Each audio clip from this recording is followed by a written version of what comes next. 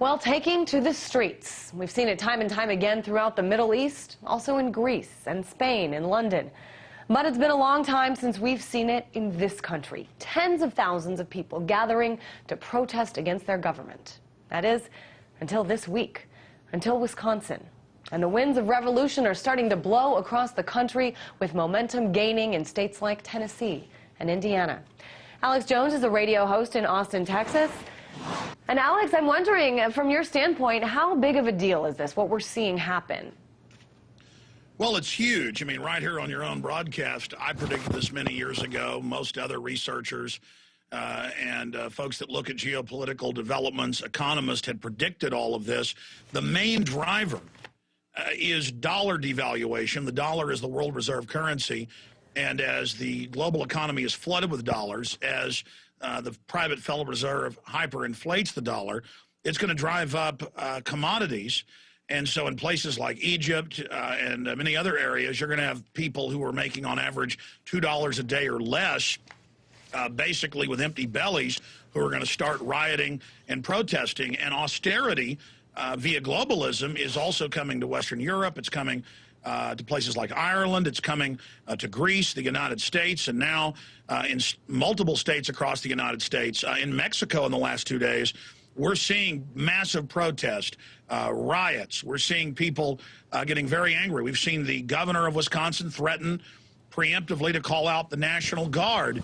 And so now we're learning that this whole Homeland Security apparatus is really to suppress the American people as our taxes go up, but the benefits actually go down as the military has its benefits and health care being taken, because everything is now going to the offshore private central banks who've engineered this situation. That's why the British Ministry of Defense 4 years ago, our own Pentagon last year, predicted global riots coming in 2011, 2012, because they understand that this has been engineered, and the system hopes to use all of this new furor in the streets as a pretext to basically roll in another layer of intensified police state. So this is all highly organized and coordinated. The question is, will the people be victorious against this, or will the offshore robber barons of the New World Order be successful bringing in their vaunted world government? Alex, I want to touch upon a couple points you make. I mean, I think it's very fair to say that things like hunger and poverty have driven people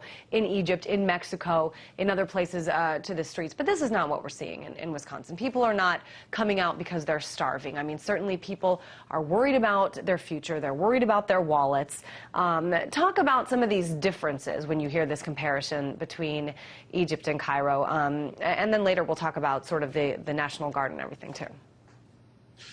Well, we do see basically what's happening in Cairo come to the West, but people aren't starving to death like they are in North Africa and the Middle East. And so they're not killing police, and police aren't killing them. But they are demonstrating, they are walking out, teachers are striking. And so because we do have a higher standard of living, it's not as bad as what we're seeing overseas in the third world and developing world, but it is a manifestation of the same global move. But there are 43 million Americans and growing on food stamps, an all-time record.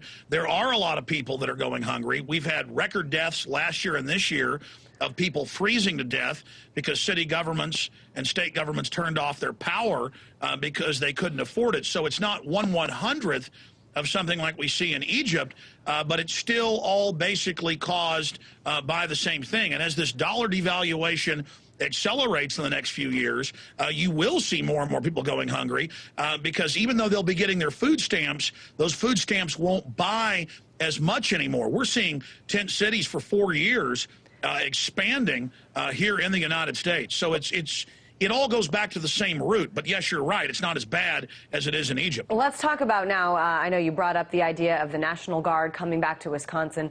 Coincidence or not, you know, that the governor has called them in to help maintain order. Is it, and some people are even saying, you know, you compare this governor who is just very out of touch with a lot of these workers. I don't know if you agree with that or disagree. Some people making the comparison to Hosni Mubarak, that President Mubarak in Egypt had no idea what any of these people, you know, the common citizens were going through. He said, let them eat cake.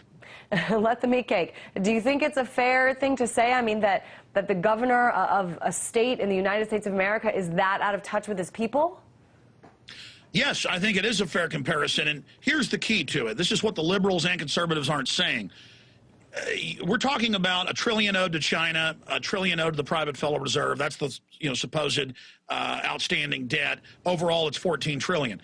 But we have 1.5 quadrillion, even the Washington Post reports that, 1,500 trillion that the banks created in fraudulent paper via derivatives. So most of the tax increases and pensions being cut, that is being blamed on unions and welfare, when if you got rid of all the unions, all the welfare, the Social Security, all of it, it would do nothing to pay off the 1.5 quadrillion that's supposedly owed to the banks. Just like in Ireland, they admit that almost none of that debt is owed by the Irish people. The Irish people are being signed on to the international bank's debt that they've created because the banks are threatening with a financial gun to the world's head that they will fully implode the world economy if we don't give them unlimited trillions that Congress can't even track. So really what's happening in Wisconsin and other states is a red herring. Everything is about, oh, let's cut these teachers' pay. That'll fix the deficit in the economy, when you could